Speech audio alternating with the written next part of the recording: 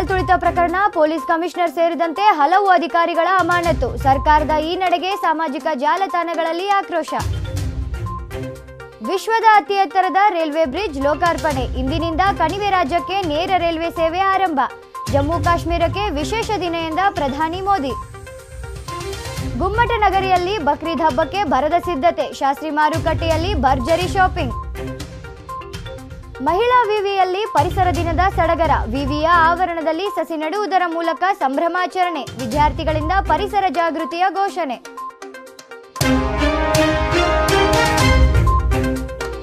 ನಮಸ್ಕಾರ ವೀಕ್ಷಕರೇ, ಅಕ್ಕ ಟಿವಿಗೆ ಸ್ವಾಗತ. ನಾನು ಜ್ಯೋತಿ ಎಸ್. ಚಿನ್ನಸ್ವಾಮಿ ಕ್ರೀಡಾಂಗಣದಲ್ಲಿ ನಡೆದ ಭೀಕರ ಕಾಲ್ತುಳಿತ 11 ಜನರನ್ನ ಬಲಿ ತೆಗೆದುಕೊಂಡಿದೆ. ಈ ಪ್ರಕರಣಕ್ಕೆ ಸಂಬಂಧಿಸಿದಂತೆ Bengaluru police commissioner B Dayanand ಸೇರಿದಂತೆ ಹಲವು ಅಧಿಕಾರಿಗಳನ್ನ ಅಮಾನತು ಮಾಡಿ ಸರ್ಕಾರ ಆದೇಶ ಹೊರಡಿಸಿದೆ. ಆದರೆ ಸರ್ಕಾರದ ಈ ನಡೆಗೆ ಎಲ್ಲೆಡೆ ವ್ಯಾಪಕ ಆಕ್ರೋಶ ವ್ಯಕ್ತವಾಗ್ತಿದೆ. ಈ ಘಟನೆಯಲ್ಲಿ ಹಲವು ತಪ್ಪಿತಸ್ಥರಿದ್ದಾರೆ. ಕೇವಲ ಪೊಲೀಸರನ್ನೇ ಹೊಣೆ ಮಾಡೋದು ಸರಿಯಲ್ಲ ಎಂದು ಸಾಮಾಜಿಕ ಮಾಧ್ಯಮದಲ್ಲಿ ಜನರು ಪೋಸ್ಟ್ ಮಾಡ್ತಿದ್ದಾರೆ. ಕಾಶ್ಮೀರದ ಚೇನಾಬ್ನಲ್ಲಿರುವ ವಿಶ್ವದ ಅತಿ ಎತ್ತರದ ರೈಲು ಸೇತುವೆಯನ್ನ ಪ್ರಧಾನಿ ಮೋದಿ ಇಂದು ಲೋಕಾರ್ಪಣೆ ಮಾಡಿದ್ರು. ಇಂಜಿನಿಯರಿಂಗ್ ಅದ್ಭುತ ಎಂದೇ ಹೇಳಲಾಗುವ ಈ ಸೇತುವೆ ಮೂಲಕ ಇಂದು ಮೊದಲ ರೈಲು ಸಂಚರಿಸಿದೆ. ಈ ಮೂಲಕ ಕಣಿವೆನಾಡು ಹಾಗೂ ದೇಶದ ಉಳಿದ ಭಾಗಗಳಿಗೆ ರೈಲು ಸಂಪರ್ಕ ಸಾಧ್ಯವಾಗಿದೆ. ಚೇನಾಬ್ ರೈಲು ಸೇತುವೆಯಿಂದ ಜಮ್ಮು ಮತ್ತು ಶ್ರೀನಗರದ ನಡುವಿನ ಸಂಪರ್ಕ ಸುಧಾರಿಸಲಿದೆ. ಇದು ಜಮ್ಮು ಮತ್ತು ಕಾಶ್ಮೀರಕ್ಕೆ ವಿಶೇಷ ದಿನ ಎಂದು ಪ್ರಧಾನಿ ನರೇಂದ್ರ ಮೋದಿ ಬಣ್ಣಿಸಿದ್ದಾರೆ. ಅಸ್ಸಾಂ ರಾಜ್ಯದಲ್ಲಿ ಸುರಿಯುತ್ತಿರುವ ಧಾರಾಕಾರ ಮಳೆಯಿಂದ ಉಂಟಾಗಿರುವ ಪ್ರವಾಹ ಹಾಗೂ ಭೂಕುಸಿತ ಹಲವು ಅವಾಂತರಗಳನ್ನು ಸೃಷ್ಟಿಸಿದೆ. ಆದರೆ ಈ ಬಾರಿಯ ಅಸ್ಸಾಂನ ಕಾಜಿರಂಗ ರಾಷ್ಟ್ರೀಯ ಉದ್ಯಾನವನದಲ್ಲಿ ಯಾವುದೇ ಪ್ರಾಣಿಗಳಿಗೆ ತೊಂದರೆಯಾಗಿಲ್ಲ ಎಂದು ವಿಭಾಗೀಯ ಅರಣ್ಯಾಧಿಕಾರಿ ಅರುಣ್ ವಿಘ್ನೇಶ್ ಹೇಳಿದ್ದಾರೆ. ಕಳೆದ ವರ್ಷ ಸಂಭವಿಸಿದ ದುರಂತದಲ್ಲಿ 100ಕ್ಕೂ ಹೆಚ್ಚು ಪ್ರಾಣಿಗಳು ಸಾವನ್ನಪ್ಪಿದ್ದವು.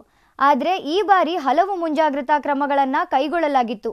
ಆದ್ದರಿಂದ ಉದ್ಯಾನವನದಲ್ಲಿ ಯಾವುದೇ ರೀತಿಯ ಸಾವು ನೋವು ಸಂಭವಿಸಿಲ್ಲ ಎಂದು ಅವರು ಮಾಹಿತಿ ನೀಡಿದ್ದಾರೆ. ವಿಜಯಪುರದ ಮಹಿಳಾ ವಿಶ್ವವಿದ್ಯಾನಿಲಯದಲ್ಲಿ ವಿಶ್ವ ಪರಿಸರ ದಿನವನ್ನು ಸಂಭ್ರಮದಿಂದ ಆಚರಿಸಲಾಯಿತು. ವಿವಿಯ ಅಧಿಕಾರಿಗಳು, ಸಿಬ್ಬಂದಿಗಳು ಹಾಗೂ ವಿದ್ಯಾರ್ಥಿಗಳು ಸಸಿ ನೆಡುವುದರ ಮೂಲಕ ಪರಿಸರ ದಿನ ಆಚರಿಸಿದರು. ಬಳಿಕ ಪರಿಸರ ಸಂರಕ್ಷಣೆಯ ಘೋಷಣೆಗಳನ್ನು ಕೂಗಿದರು. ಕಾರ್ಯಕ್ರಮದಲ್ಲಿ ಕುಲಸಚಿವ ಶಂಕರಗೌಡ ಸೋಮನಾಳ್, ವಿವಿಧ ವಿಭಾಗಗಳ ಪ್ರಾಧ್ಯಾಪಕರು, ಬೋಧಕ ಬೋಧಕೇತರ ಸಿಬ್ಬಂದಿಗಳು ಉಪಸ್ಥಿತರಿದ್ದರು.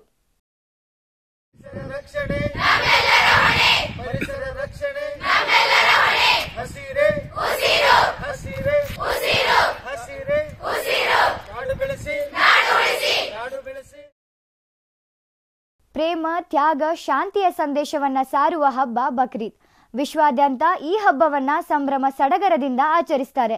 ಇನ್ನು ಗುಮ್ಮಟನಗರಿ ವಿಜಯಪುರದಲ್ಲೂ ಕೂಡ ಹಬ್ಬದ ತಯಾರಿ ಭರ್ಜರಿಯಾಗಿ ನಡೀತಿದೆ.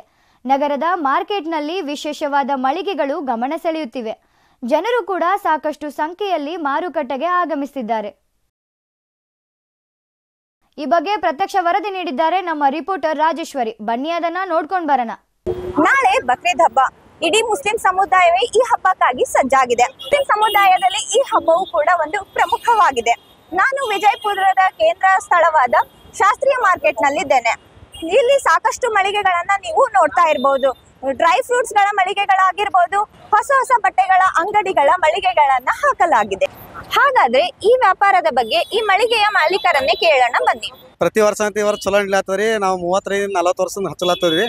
ಪ್ರತಿ ವರ್ಷನ ಚಲೋ ಹಾಕರ, ಪ್ರತಿ ವರ್ಷಕ್ಕೆ ಈ ವರ್ಷನೂ ಚೆನ್ನಾಗಿ ನಡೀಲಾತದ್ರಿ ವ್ಯಾಪಾರ. ಕನ್ನಡದ ಬಹು ನಿರೀಕ್ಷಿತ ಸಿನಿಮಾ ಮಾದೇವ ಇಂದು ತೆರೆ ಕಂಡಿದೆ. ವಿನೋದ್ ಪ್ರಭಾಕರ್ ನಾಯಕ ನಟನಾಗಿ ನಟಿಸಿರುವ ಈ ಸಿನಿಮಾದಲ್ಲಿ ನಾಯಕಿಯಾಗಿ ಸೋನಲ್ ಮಾಂತೇರೋ ಹೆಜ್ಜೆ ಹಾಕಿದ್ದಾರೆ. ಇನ್ನು ನವೀನ್ ರೆಡ್ಡಿ ಆಕ್ಷನ್ ಕಟ್ ಹೇಳಿರೋ ಈ ಚಿತ್ರದಲ್ಲಿ ಶ್ರೀನಗರ ಕಿಟ್ಟಿ, ಮಾಲಾಶ್ರೀ, ಶ್ರುತಿ ಸೇರಿದಂತೆ ದೊಡ್ಡ ತಾರಾ ಬಳಗವೇ ಇದೆ. ಸಿನಿಮಾದಲ್ಲಿ ವಿಭಿನ್ನ ಪಾತ್ರದಲ್ಲಿ ಕಾಣಿಸಿಕೊಂಡಿರೋ ವಿನೋದ್ ಪ್ರಭಾಕರ್ಗೆ ಈ ಚಿತ್ರ ಬ್ರೇಕ್ ಕೊಡುತ್ತಾ ಎಂದು ಕಾದ್ ನೋಡ್ಬೇಕಿದೆ. ನಾನು ಹೇಳಿದ್ನಲ್ಲ, ಅವನೇ ಮಾದೇವ. ಮಾದೇವ ನಿನ್ನ ಭೇಟಿ ಮಾಡೋದೆಂಗೆ ಇವಾಗ. ಇವಿಷ್ಟು ಈ ಕ್ಷಣದ ಸುದ್ದಿಗಳು. ಸುದ್ದಿ ಹಾಗೂ ಮನರಂಜನೆಗಾಗಿ ಸಬ್ಸ್ಕ್ರೈಬ್ ಮಾಡಿ ಅಕ್ಕ ಟಿವಿ.